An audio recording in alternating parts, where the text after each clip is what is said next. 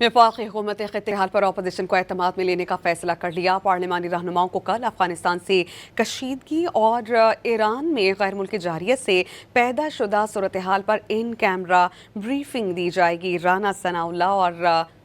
तारिक फजल चौधरी ने कौमी असम्बली में अपोजिशन लीडर महमूद खान अचकसई और सेनेट में कायद हिज़्ब इख्तिलाफ अल्लामा राजा नासिर अब्बास को दावतनामे पहुंचाए। राना सनाउल्लाह ने कहा कि दोनों रहनुमाओं ने कहा है कि वो साथियों से मुशावरत के बाद इजलास में शिरकत से मुतालिक कोई हतमी फैसला करेंगे।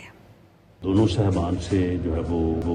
हमने बात की है और उन्हें ये रिक्वेस्ट की है कि ये एक नेशनल इशू है, इसमें हमें अपनी ज़ाती और जमाती सियासत से बालातर होके जो है वो इकट्ठा होना चाहिए और इसके ऊपर जो है वो हमें आपकी जो है वो एडवाइस, आपकी रहनुमाई की भी ज़रूरत है। उसमें जो है वो उन्होंने ये कहा है कि वो अपने दीगर जो दोस्त साथी हैं उनके साथ जो है वो मशवरा करने के बाद जो है वो बेहतर फैसला